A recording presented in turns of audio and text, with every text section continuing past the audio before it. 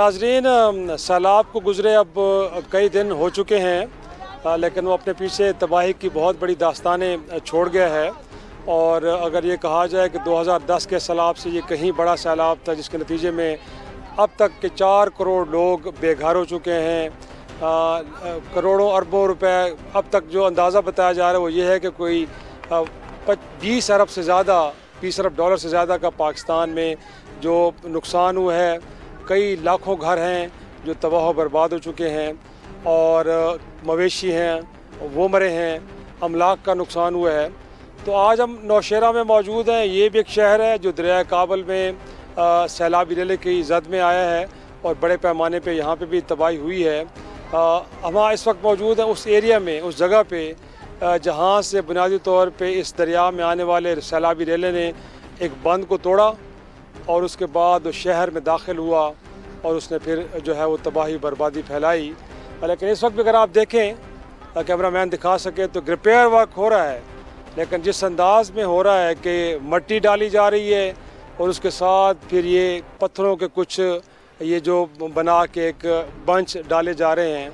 लगता नहीं है कि अगर माजी में जो सैलाब आए हैं, अगर उनको ये नहीं रोक पाए बंद, तो फिर फ्यूचर में आने वाला कोई भी सैलाबी रेला अगर वो इससे बड़ा हो तो ये मट्टी और चंद पत्थरों के जो बंच हैं ये उसको रोक पाएँ। तो इस वक्त हम मौजूद हैं नौशेरा में, और आगे चलेंगे देखेंगे कि शहर में जो तबाही हुई है, लोगों की अमलाक और उनके जो कारोबार तबाह बर्बाद हुए हैं, क्या उनकी बहाली के लिए कुछ हो भी रहा है कि नहीं हो रहा, या लोग अपनी मदद आपके तहत सब कुछ कर रहे हैं और कुछ रफ़ाई तंजीमें हैं जो थोड़ी बहुत उनकी मदद कर रही हैं, या ये है कि हमें यहाँ पे ज़िली हुकूमत और फिर सूबाई हुकूमत और साथ में मरकज़ी हुकूमत भी, क्योंकि ऐलानात तो कर रही है कि वो लोगों के दर्दों का मदावा करेंगी, उनके दुखों का मदावा करेगी और बड़ी जल्द उन तक इमदाद पहुँचेगी। क्या पहुँच भी रही कि नहीं पहुँच पाई, हम जब शहर में घूमेंगे तो देखेंगे कि क्या सूरत हाल है। इस वक्त हम मौजूद हैं नौशेरा के मोहल्ला शहीदाबाद में, और आप देख रहे हैं इस वक्त ये पानी खड़ा है, इमारतें कई गिर चुकी हैं यहाँ पे, और इस वक्त भी लोगों का अपने घरों तक जाना गोया कि मुमकिन नहीं है, क्योंकि इस पानी से गुजर के जाना पड़ता है। और इस तरफ हमें सारे इसी तरह के मनाजिर मिल रहे हैं, जहाँ पे थोड़े बहुत जो खेत खलियान हैं वो भी, वहाँ पे फसलें तबाह हो चुकी हैं, पानी अभी तक नहीं निकाला जा सका, और मकीन अभी तक परेशान है और कोई मदद उस तरह की नहीं पहुँची। आप देख रहे हैं हर तरफ सामान बिखरा पड़ा है, घर में ये रहने के काबिल अब नहीं रहे।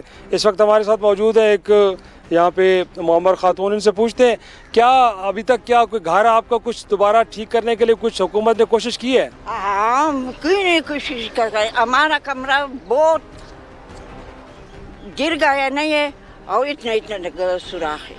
अच्छा, तो छतने वाली तो पुख्तों की जाता है। हम किधर रहती हैं अब आप? रहने आया एक कमरा घर है, तो उस रहने के काबिल है या किधर खुले आसमान के नीचे रहते हैं? किधर रहते हैं? ना कभी किधर जा रहे, कभी किधर जा रहे, कभी घर में जा रहे, इतना इतना पानी में जा रहे और कभी घर में जा रहे। अभी तक 3 बज गया, अभी तक कसम खुदा की मैं दस ऐसे भूखे हाथ पे तमाम है और कुछ नहीं है।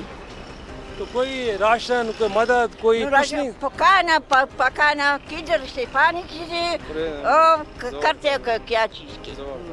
आपकी वालदा ही? ये मेरे वालदा असल में बहुत परेशान है।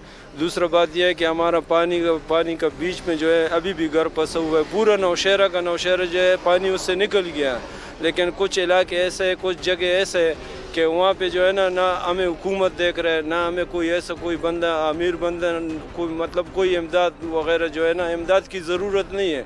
हमें सख्त परेशानी है कि यहाँ से पानी हम किस तरीके से निकालें। यहाँ के इदारों वालों के साथ बात किया तो वो भी जो है ना कोई बोलता है कि भाई अभी आएगा, वो अभी तक जो है ना वो कोई। खटक साहब का बेटा यहाँ का तहसील नाज़िम है, PTI की 10 साल से हुकूमत इधर है, तो कोई लोग हैं? हमारे पास कोई बंदा नहीं है। आप यकीन जाने, ये सामने देखो, हम रोज़ जो है ना 3 दफ़ा 4 दफ़ा घर के लिए निकलता हूँ तो ये पानी गंदा है, इसमें मच्छर है, इसमें गंदा पानी है, उसी घरों का पेशाब वगैरह भी निकल रहा है इसमें, और उसी में हम तैरता हुआ जा रहे, तैरता हुआ आ रहे। मतलब ये उम्र देखो हमारा, और हमें सख्त से सख्त परेशानी है इस पानी का। यहाँ का कमेटी वालों को बताया, जो इदारे गरीब आदमी का कौन सुनता है। पहले तो जो है ना, अगर हम थोड़ा सही हुए, पैसों वाला हुए, कोई पार्टी वाला हुए तो चलो हमारा कोई सुन लेगा, लेकिन हम तो जो है ना, हम तो खाली पाकिस्तानी हैं और गरीब बंदा है। आप न्यूट्रल हैं, आप किसी के साथ? हम किसी के साथ नहीं, क्योंकि कोई बंदा किसी का ख्याल ही नहीं करता है। ये ज़माना आ गया कि किसी को किसी का एहसास ही नहीं है। अमीर के पीछे भाग रहे और गरीब जो है वो दिन ब दिन दबता होता जा रहा है। तो मेरा गवर्नमेंट से, पूरा आवाम से दरख्वास्त है कि आए थोड़ा हमें नज़र डाले और हमारे ऊपर कुछ रहम करे। तो क्या आपका रोज़गार चल रहा है, और क्या आपके घर की क्या? रोज़गार तो सारा ख़त्म हो गया। अभी घरों का पानी है, पानी किस तरह निकलेगा। अभी जोटों का टाइम आ जाते फिर हर बंद आ जाते हैं। घरों का घर किस तरह होते थे, पानी किस तरह निकालेगा, फिर हर बंद आ जाते हैं। 2010 में भी इसी तरह का आए, तो उस वक्त भी मुतासर हुए थे आप लोग, और कोई मदद मिली थी? मदद तो शुक्र है अल्लाह का, जो है ना हम लोग खुद जो है ना कमाते हैं, वो जो है ना काम जो है ना खाते हैं, पैसों का कोई चीज़ का जरूरत नहीं है। पानी जो है ना पानी निकाले बस घरों से, जो हाँ निकाले। जो होता है ना उधर ये बीमारी है, आपको खुद पता है, जो भैंस जो है ना वो भी बीमारी है, वो पानी में घूमते फिरते फिर लोग का जो है ना बीमारी जो है ना लग जाते हैं। यकीनन नाज़रीन, यही है सूरत हाल कि इस वक्त यहाँ पे हर तरफ पानी खड़ा है। अगरचे लोग अपनी मदद आपके तहत दोबारा ज़िंदगी शुरू करना चाह रहे हैं, लेकिन ये पानी सबसे बड़ी रुकावट है। और मोर इम्पॉर्टेंटली, पानी जहाँ जहाँ खड़ा है वहाँ पे साथ में मच्छरों की बहुतात है, और कहा जा रहा है कि नौशहरा में डेंगू का जो मर्ज़ है वो भी बहुत शिद्दत इख्तियार कर चुका है।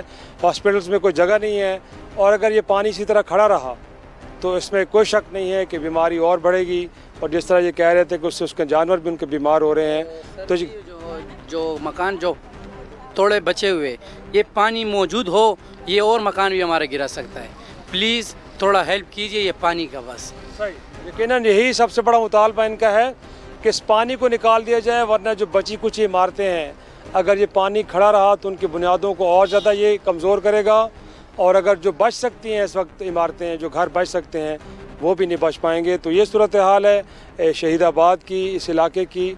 और हमने दिखाया आपको कि हर तरफ अभी नज़र आ रहा है कि पानी यहाँ से गया नहीं है, यहाँ पे है मौजूद। अगर उसकी सतह कम हो गई है लेकिन मौजूद है, और उसके नतीजे में लोग अपने घरों को अप्रोच नहीं कर सकते, और साथ में यहाँ पे बीमारियाँ भी फैल रही हैं। चलते हैं आगे की सूरत हाल, देखते हैं कि शहर के बाकी हिस्सों में क्या सूरत हाल है। ये नाज़रीन अब कुछ और तबाही के मनाजिर देख रहे हैं। ये कुछ मकानात, और ये कुछ लगता है कि यहाँ पे लोगों का कारोबार मवेशी पालना और फिर उनको ज़रिए अपना रोज़गार कमाना, ये इसी तरह का हमें लगता है कि बाड़ा है। हम चलते हैं, ज़रा एक बुज़ुर्ग बैठे हैं, लगता है कि इन्हीं का बाड़ा है। इनसे पूछते हैं कि मवेशी कहाँ हैं, इनकी सूरत हाल अब कैसी है, कारोबार कैसा है। जी ये आपका घर है, आपका बाड़ा है? अच्छा अच्छा हाँ। तो क्या हुआ, मवेशी किधर गए आप? नौशेरा में। अच्छा हाँ, नौशेरा का टमाटर चल हो गया। अच्छा, हाँ, तो अभी कारोबार कैसे चल रहा है? ये मच्छी और मत खत्म हो गया। हाँ, ये कमरा में, ये भी कमरा में, ये मच्छी खत्म हो गया। तो फिर आपका रोजगार अपने नहीं है बस दो कोनासी। हाँ, रोजगार ये नाजरीन आप देखें कि इस बुढ़ापे में अगर इनके कोई मवेशी थे, यकीनी तौर पे वो कह रहे हैं कि मवेशी भी पानी में बह गए, अब इनके पास कोई वसीला नहीं है, और बाड़ा तकरीबन ये काफ़ी हद तक जो है वो डैमेज हो चुका है। जो इमारत बाकी भी बची है वो भी ख़तरनाक है, कुछ ज़्यादा अच्छी हालत में नज़र नहीं आ रही। तो ज़ाहिर सी बात है, रोज़गार भी नहीं है, अभी तक लगता नहीं है कि वो मदद इन तक पहुंची हो कि उसके नतीजे में ये दोबारा से अपना कोई कारोबार शुरू कर सकें, और इवन के अपने जो बाड़े की चार दीवारें उसको ठीक कर पाएँ। तो ये सूरत हाल है। ज़रूर हमें देखने को मिल रहा है कि ऐलानात हैं, प्राइम मिनिस्टर ऑफ पाकिस्तान भी, बाकी भी हमारे सूबाई वज़ीर आला और आला हुकाम हर तरफ दौरे ज़रूर कर रहे हैं। टेलीविज़न चैनल्स पे हमें नज़र आ रहा है कि एक एक्टिविटी हो रही है, लेकिन उस एक्टिविटी का आम आदमी को कितना को फ़ायदा हो रहा है ये मैं आपको दिखा दिया कि नौशहरा शहर का ये मंज़र है। जैसे मैंने पहले भी कहा कि देहातों में आगे जो मज़ीद इलाके हैं जो शदीद मुतासर हैं, वहाँ पे क्या सूरत हाल होगी उससे अंदाज़ा आपको हो गया होगा कि ऑन ग्राउंड अभी तक लोग इम्तदाद के मुंतज़िर हैं। अगरचे कुछ गैर सरकारी तंजीमें राशन वगैरह इनको ज़रूर दे रही हैं, लेकिन दोबारा इनका कारोबार बहाल हो, दोबारा से इनकी ज़िंदगी शुरू हो और ये मामूल पे आए, वो आसार अभी तक हमें देखने को नहीं मिल रहे। वेलकम बैक नाजरीन, इस वक्त मैं दरिया काबल के किनारे हूँ नौशहरा शहर में, और अगर आप मेरे हक़ में देख रहे हो तो एक सेफ्टी वाल आपको उस तरफ नज़र आ रही है। वो जंगल का इलाका है जहाँ पे सेफ्टी वाल एक बनाई गई है, और ये 2010 में जब सैलाब आए थे उसके बाद एक आलमी इमदाद आई अरबों रुपए में, और उसका बुनियादी मकसद ये था कि ये सेफ्टी वाल के ज़रिए एक तो जो रिवर बेड है उसको सिक्योर किया जाए कि उसमें कोई इंक्रोचमेंट ना हो, और दूसरा ये कि इंसानी जानों का नुकसान भी ना हो जब फ्यूचर में सैलाब आए। लेकिन बड़ी हैरान कुन बात है, वो सेफ्टी वाल आपको उस तरफ तो जंगल की तरफ तो नज़र आएगी, बट जो आबादी है, जिस तरफ लोग बसते हैं, उस तरफ ऐसी कोई सेफ्टी वाल हमें देखने को नहीं मिल रही। और यही वजह है कि एक तो रिवर बेड इंक्रोच हो रहा है, गोया कि उसके अंदर लोग घर बनाते हैं, उसको इंक्रोच करते हैं, और जब इस तरह के सैलाब आते हैं तो उससे जो जाली और मानी नुकसान है वो भी आपके सामने है कि इस सैलाब में भी इसी तरह की एक सूरत हाल बनी। कुछ हम देखते हैं कि यहाँ पे जो मुतासरा लोग हैं उन तक इमदाद बर वक्त पहुँची नहीं पहुँची, और फिर ये है कि इस वक्त किस हाल में इसी एरिया में कुछ जो तबाह हाल घर हैं हम उनको दिखाते हैं आप नाज़रीन, और कुछ लोग मौजूद भी हैं यहाँ पे जो मुतासर हुए हैं। जी, कैसे सैलाब से यहाँ पे तबाहकारियाँ तो काफ़ी हुई हैं, तो क्या कुछ कोई हुकूमती इमदाद आपको मिल पाई? लगता है आपका तो घर मुकम्मल तौर पे तबाह हो गया। तक कुछ नहीं मिले गरीब आदमी को, ये आटा माटा मिलता है बस। 2010 में भी तो सैलाब आया, तो उस वक्त कुछ मिला था कि उस वक्त भी सूरत हाल ऐसी थी? कोई आटा माटा मिलता था। अच्छा, हाँ जी। तो घर अब आप कैसे तामीर करेंगे? आपका तो घर लगता है कि बिल्कुल ये तबाह हो गया, उधर भी देखते हैं गिरी हुई। तामीर करेंगे, गरीब आदमी मोहताज।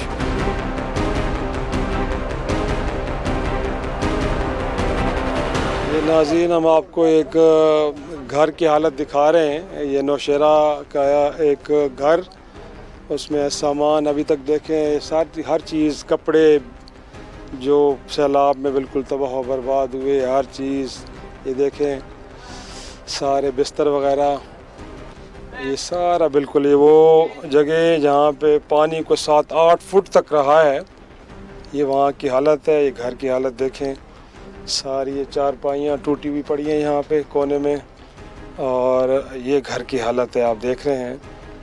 हर तरफ आपको तबाही, मट्टी, हर तरफ ये जो लेके आया पानी साथ वो आपको नज़र आ रही है, और ये पूरा एक तरह से घर मुकम्मल तौर पे एक तरह से तबाह हुआ है। लेकिन अगेन लगता यही है कि बस वो थोड़ी बहुत इमदाद जो राशन की शक्ल में कहीं आई है वो तो मिली है, लेकिन उससे ज़्यादा नहीं।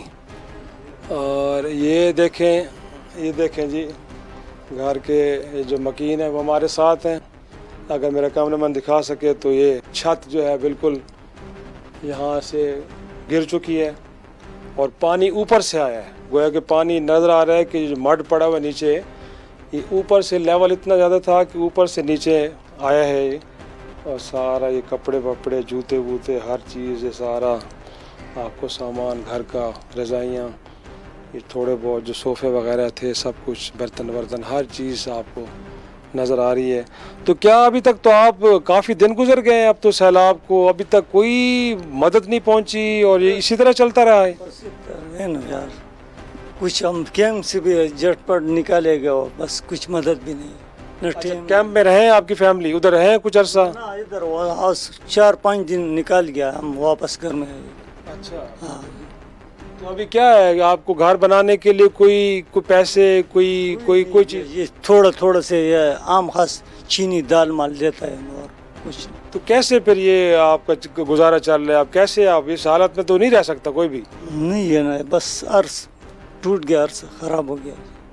तो बच्चे आप कैसे, ये तो बिजली का निज़ाम भी कुछ भी नहीं है यहाँ पे, तो खाना पकाना कैसे चीज़ें करते हैं? ये बार बस थोड़ा से 2 खख्ते लगाएगा वो फिर करे। ये नौशहरा शहर है, जैसे मैं पहले आपसे कह रहा हूँ कि वहाँ भी अगर ये सूरत हाल है कि यहाँ तक अभी तक वो मदद नहीं पहुँच पाई, तो फिर जो देहात हैं, जो दूर दराज इलाके हैं जहाँ पे सैलाब ने तबाही मचाई है, वहाँ पे सूरत हाल कैसी होगी। यकीनी तौर पे चलते हैं और कोशिश करते हैं कुछ उन इलाकों में भी जाएं कि जहाँ पे लोग और ज़्यादा मुश्किल सूरत हाल का शिकार हैं और वहाँ पे सूरत हाल क्या है। नाजरीन चलते हैं उस तरफ।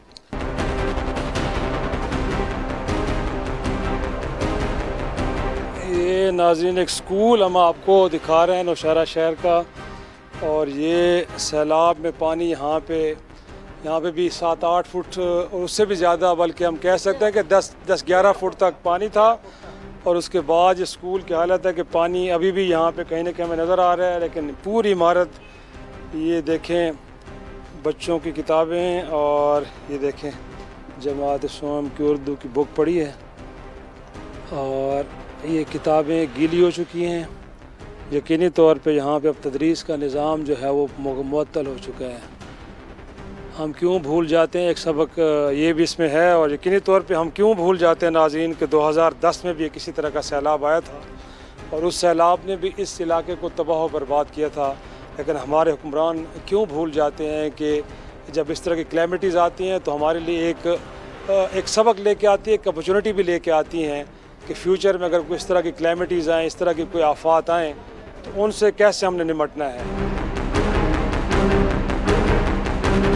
इस वक्त हमारे साथ स्कूल के एक क्लास 4 के मुलाजिम भी मौजूद हैं। लग रहा है कि आप खुद ही अकेले इसको साफ़ कर रहे हैं, तो बाकी टीचर्स की तरह स्कूल में कोई पढ़ाई भी हो रही है? नहीं, पढ़ाई मढ़ाई नहीं है, बंद है। जब तक सैलाब आया था उसी तरह बंद है। अच्छा। हाँ।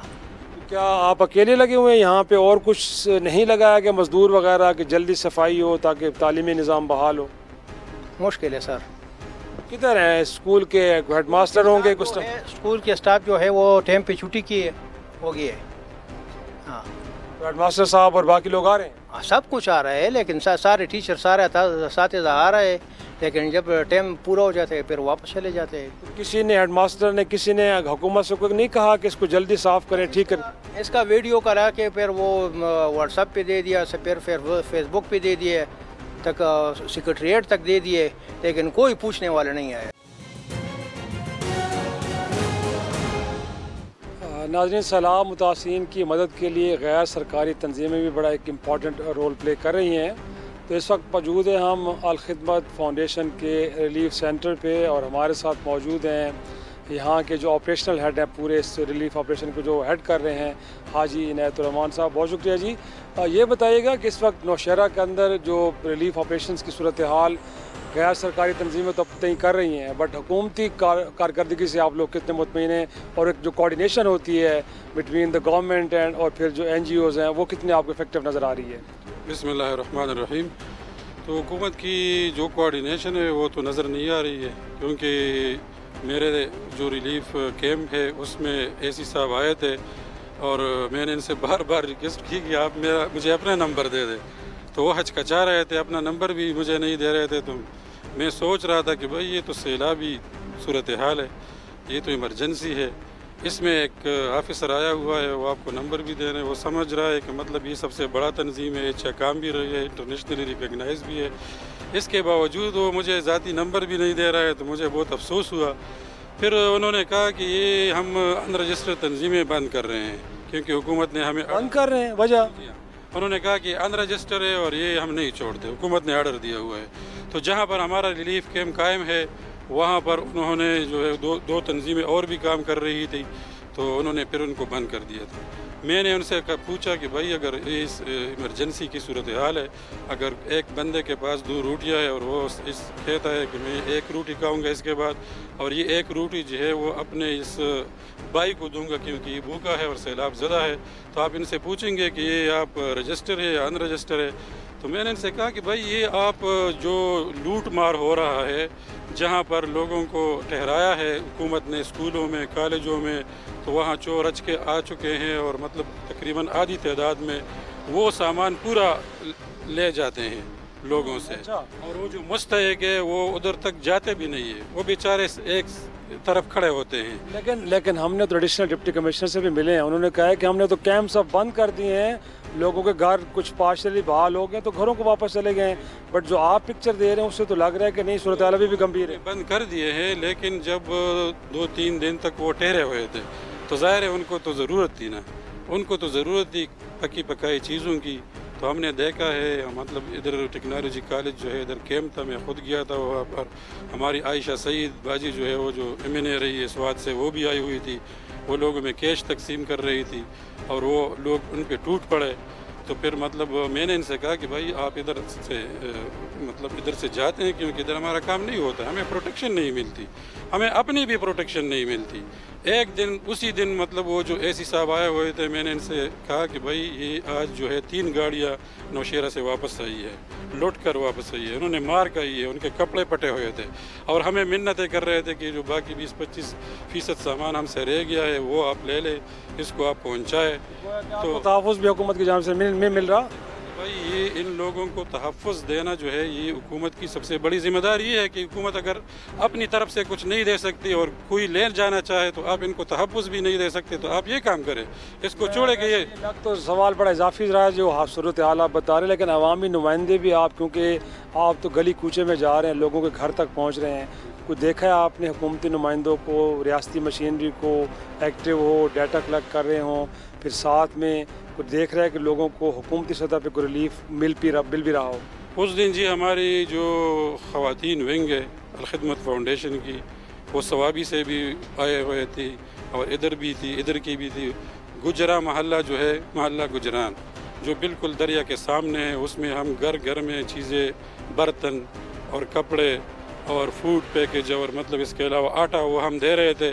घर जाकर वो ख़वातीन उधर ख़वातीन के हवाले कर रही थी। उनसे हमने पूछा तो उन्होंने कहा कि हमारे नाम पे 5 गाड़ियाँ निकली है, लेकिन हमें एक चीज़ भी नहीं मिली है उसमें से। तो फिर उन्होंने कहा कि हमने एडमिनिस्ट्रेशन से जाकर पूछा कि भाई ये हमारा माल कहाँ हो गया है, तो फिर उन्होंने कहा कि हमें ये बताया गया है कि बस वो तो कोई ले गया होगा। वो भी लास्टली ये बताएगा कि नौशहरा के एंड पे आप क्योंकि यहाँ देख रहे हैं सूरत हाल को, क्या चीज़ है जो अब भी ज़रूरत है लेकिन वो मुतासरीन तक नहीं पहुँच पा रही और उसके लिए मुंतज़िर? बस मेरे ख्याल में तो सरकारी जो डेटा है उसको देखना चाहिए कि उन्होंने कितनी चीज़ें प्रोवाइड की है, क्योंकि मेरे ख्याल में तो एडमिनिस्ट्रेशन जो है इन दिनों में सिर्फ बिल बनाते हैं, लोगों को कुछ भी नहीं पहुंचता।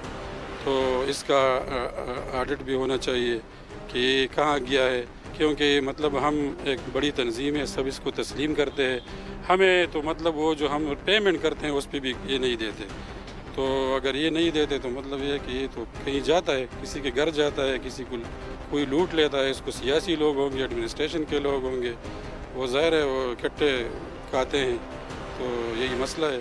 फिर यहाँ सैलाब का जो मतलब रेला आया है, पुश्ते उसने तबाह किए हैं, तो मतलब इधर हमें ये लोग कह रहे थे PTI के लोग कि ये नहीं टूटेगा और ये मतलब बड़ा कारनामा है परवेज़ खटक का और PTI का।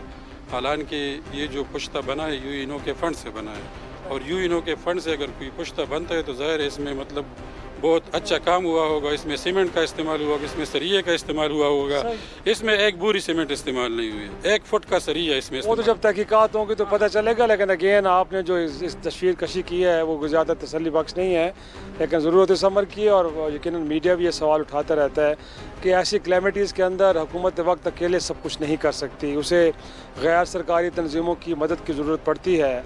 और वो अगर मौजूद है भी सी वो मदद, जब तक एक कोऑर्डिनेटेड एफर्ट नहीं होती तब तक अच्छे रिजल्ट्स नहीं आ सकते। तो इस वक्त तो मुतासरीन एक कोऑर्डिनेटेड एफर्ट के मुंतज़िर हैं और हाजी इनायतुर्रहमान साहब जिस तरफ निशानदेही कर रहे थे कि अगर मिल के ये कोशिशें की जाएँ तो यकीनी तौर पे जो इस वक्त सैलाब ज़दगान है उनके दुखों का मदावा किया जा सकता है। इस वक्त हम मौजूद हैं additional deputy commissioner Nowshera Qurratul Ain Wazir साहब के ऑफिस में, और आपने देखा होगा कि सैलाब के दिनों में बड़ी एक्टिव नज़र आई हैं सोशल मीडिया के ऊपर, फिर मेन स्ट्रीम मीडिया में इनको दिखाया कि किस तरह लोगों को एवैक्यूएट कर रही हैं। आज हम ज़रा इनसे पूछते हैं कि जो बहाली का काम है, क्योंकि सैलाब तो गुजर गया, अपनी तबाही वो पीछे छोड़ गया, अब लोगों की बहाली के हवाले से क्या इकदाम हो रहे हैं और वो किस स्टेज पे हैं? जैसा कि आपको मालूम है कि हमारा जो है फ्लड्स का जो था वो तो हमने रेस्क्यू का हमारा जो है वो कंप्लीट हो गया था, वो एक फ़ेज़ था। अभी सेकंड फ़ेज़ में जो है हमारा रिहेबिलिटेशन और सैनिटेशन की सर्विसेज हमारी जारी हैं। साथ में जो है हमें चूँकि हेल्थ सेक्टर को भी काफ़ी हम फोकस करें, इसमें हमारे पास डेंगू की आउटब्रेक हुई है। 339 पेशेंट्स जो हैं वो हमारे हॉस्पिटल में एडमिट हैं। हमारे बहुत सारे इलाके इसमें इफ़ेक्ट हुए हैं, जिस तरह बदरशी है, अकोड़ा खटक है, मिसरी बांडा है, अब हमारा नौशहरा कैंट जो है और काका सेब, ये एरिया जो है हमारे अभी काफ़ी अफेक्टेड हैं। और ये आउटब्रेक जो है मज़ीद जो है नंबर इंक्रीज़ होंगे कमिंग डेज़ में, कमिंग 15 डेज़ में। तो हम अल्हम्दुलिल्लाह उस पर भी कोशिश कर रहे हैं। हेल्थ डिपार्टमेंट काफ़ी एक्टिव है, साथ में हम लोगों को फैसिलिटेट कर रहे हैं। इंडोर और आउटडोर सर्विलेंस हो रही है।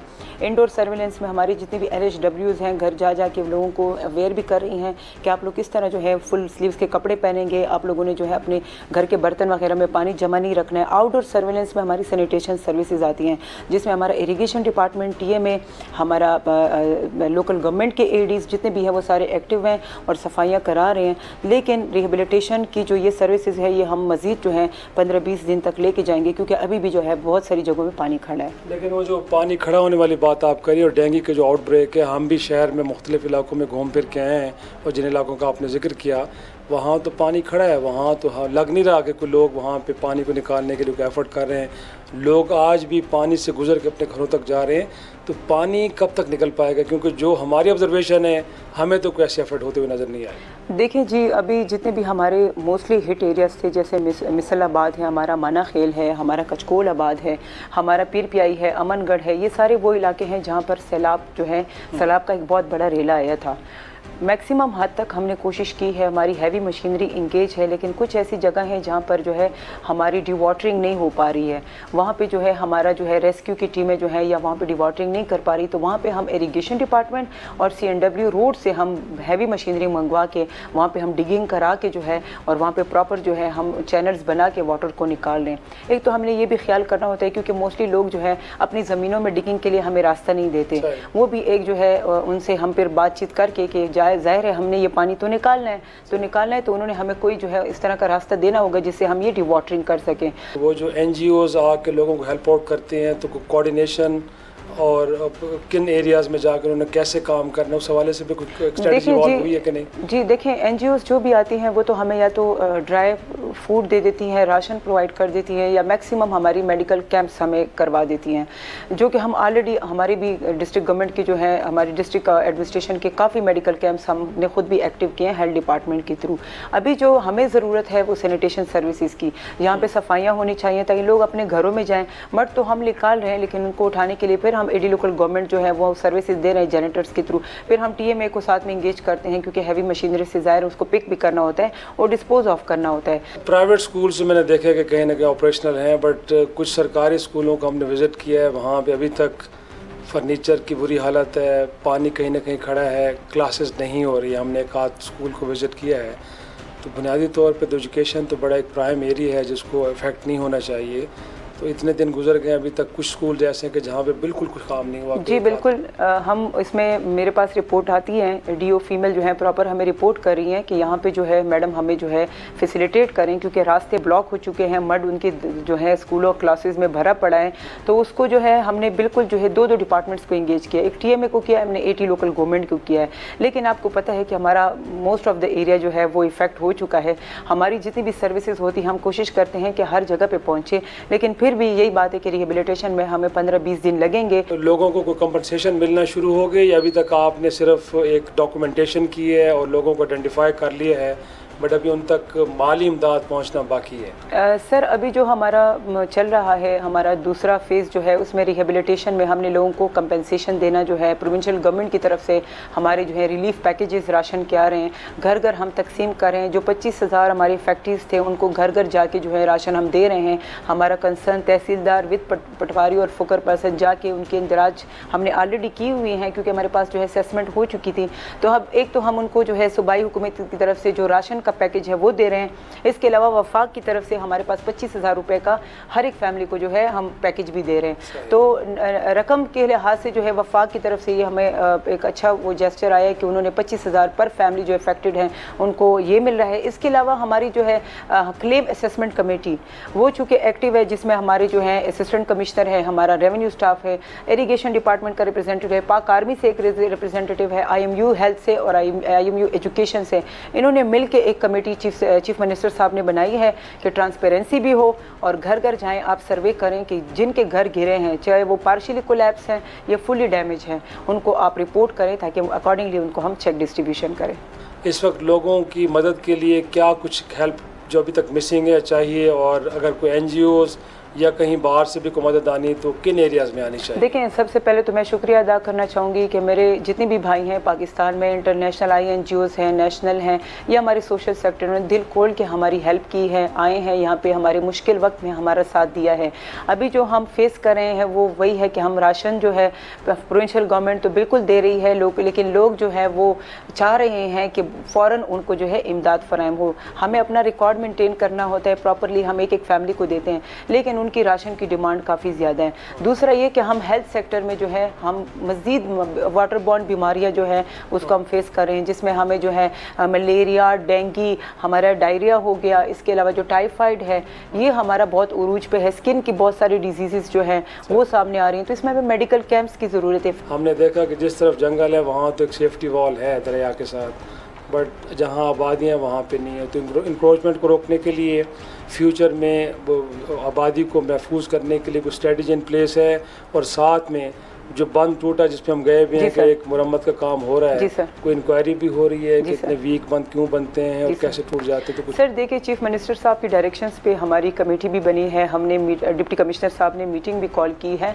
जिसमें तमाम जितने हमारी शॉर्ट कमिंग्स थी या वीक पॉइंट्स थे उनको डिस्कस किया है। प्रॉपरली इरीगेशन डिपार्टमेंट की तरफ से उन लोगों के खिलाफ जो है एक्शन भी लिया जाएगा जिन्होंने इंक्रोचमेंट्स की हैं या हमारे जो है इस प्रोटेक्शन वॉल को बनाने में उन्होंने रुकावट पैदा की है। दूसरी, आप लोगों ने जो ब्रिज की बात की, तो वो ब्रिज जो है ऐसा था कि यहाँ पे कुछ हमारे गुज्जर भाई हैं, उन्होंने जो है अपनी माल मवेशी के लिए जो है मवेशियों के लिए वो जगह छोड़ी थी। उन्होंने ये रिक्वेस्ट की थी कि हम पानी से जो है उनको पानी की ज़रूरत होती है मुहैया करने के लिए, तो हमें ये जगह यहाँ पे स्पेस दे दिया जाए। तो वो एक इस तरह का स्टेप था कि उसी से वो काबल रिवर का पानी जो है पूरा गाँव की तरफ वहाँ से उसकी फ्लो हुई है। तो इसके खिलाफ हम एक्शन लेंगे, हम गुज्जर भाई से बैठ के इस पर बात करेंगे कि उन्होंने वहाँ से मूव होना होगा, क्योंकि यहाँ पे प्रोटेक्शन वाल हम कंप्लीट करेंगे। तो इस तरह की बातें हैं, लोगों ने भी इंक्रोचमेंट्स किए हैं, कहीं पे हमारे बंद भी टूटे हैं। तो अल्हम्दुलिल्लाह जो है मैक्सिमम हमारे इसी प्रोटेक्शन वॉल से हमारी जो है बहुत बड़ी तबाही से हम बच गए, लेकिन जहाँ पे शॉर्ट कम्स है वो इंशाल्लाह हम उसको देख रहे हैं। बहुत शुक्रिया वज़ीर साहब, एडिशनल डिप्टी कमिश्नर नौशेरा की आप तो कुछ सुन रहे थे। नाजरीन, ये हालिया सैलाब 2010 में सैलाब और 2005 में ज़ल्ज़ले के बाद पाकिस्तान में सबसे बड़ी आफत अगर हम कहें तो गलत ना होगा। अगरचे आफत गुज़र गई लेकिन हमारे लिए कुछ सबक छोड़ के गई है। ये बड़ी हैरान कुन बात है नाज़रीन कि ये पहली बार है कि लोग पानी में डूबे हैं, उनकी अमलाक तबाह हुई हैं, लेकिन दरिया तकरीबन मामूल पर बह रहे थे। और इस वक्त भी अगर हम मंगला डैम की बात करें तो वहाँ पे जो पानी की गुंजाइश है उससे 50% कम पानी है। गोया कि ये जो पानी आया है ये दरियाओं के ज़रिए कम और आसमान से आफत की शक्ल में ज़्यादा आया है, गोया कि क्लाउड बर्स्ट के नतीजे में। और हुआ क्यों? क्योंकि हमने माहौलियाती आलूदगी के ज़रिए नेचर के निज़ाम को डिस्टर्ब किया और फिर हमें उसका एक खमियाजा भुगतना पड़ा। लेकिन जिस मुल्क के अवाम ने, जिसके 4 करोड़ अवाम ने इस मुसीबत को झेला है, इस मुल्क का माहौलियाती आलूदगी में जो कंट्रीब्यूशन है वो 0.5% से भी कम है। लेकिन आज पूरी दुनिया के लिए मकाम फ़िक्र ये है कि क्या हम इसी तरह नेचर को डिस्टर्ब करते रहेंगे और फिर इस तरह मैन मेड, गोया कि ये कुदरती आफत नहीं है, ये इंसानों की अपनी पैदा करदा आफत है जिसके नतीजे में इतनी बड़ी तबाही आई है। क्या हम इस रवश को इख्तियार किए रखेंगे या इसको तर्क करेंगे और नेचर को डिस्टर्ब करने के जो अनासर हैं उसको कम से कम करेंगे? और बिलखसूस पाकिस्तान के हवाले से ये सबक है कि 2010 में जब सैलाब आए थे उसके बाद एक कमीशन बना, उस कमीशन ने एक बड़ी जामे रिपोर्ट मुरतब की जिसमें बताया ये गया कि अगर मुस्तकबिल में इस तरह के सैलाब, इस तरह की आफतें आती हैं तो उससे बचा कैसे जा सकता है और फिर इन आफतों को अपॉर्चुनिटी में कैसे तब्दील किया जा सकता है। तो हमारे हुक्मरान के जो कभी कालाबाग डैम पे, कभी किसी डैम पे, उन डैमों को मुतनाज़ा बनाते हैं। 2010 से 2022 गोया के 12 साल का वक्त गुजर गया है और कहा यह जाता है कि किसी मुल्क में डैम बनाने के लिए 10 साल का अरसा दरकार होता है। तो अगर आपने उस वेकअप कॉल के ऊपर चीज़ों को अकॉर्डिंगली एड्रेस करने की कोशिश की होती तो आज इस मुल्क में डैम बन चुके होते और ये जो पानी जिसने लोगों के लिए एक आफत की शक्ल इख्तियार की और उनके अमलाक, उनकी जान, उनके कारोबार को तबाह किया, शायद ये आज हमारे लिए एक अपॉर्चुनिटी बन चुका होता और आने वाले दिनों में हम अपनी ज़राअत के लिए, पीने के पानी के लिए और पता नहीं क्या कुछ के लिए इतना बड़ा स्टोरेज डेवलप कर चुके होते, लेकिन ऐसा नहीं है। अगेन एक और वेकअप कॉल मिली है हमारे पॉलिसी मेकर्स को, हमारे हुक्मरानों को। अगर जब वो मुल्क के तूल अर्ज़ में ज़रूर जा रहे हैं लोगों के पास, उनके मसाइब को हल करने के ऐलानात भी कर रहे हैं, लेकिन वो स्ट्रेटजी बन पाएगी कि जिसके नतीजे में जब मुस्तकबिल में ऐसी कोई एक आफत आए तो हम उस आफत को बेहतर तरीके से टैकल भी कर सकें और उसे एक अपॉर्चुनिटी के अंदर तब्दील भी कर सकें। इसी के साथ आज का प्रोग्राम ख़त्म करते हैं। वाइड एंगल से इफ्तिखार शियाजी को इजाज़त दीजिए। खुदा हाफिज़।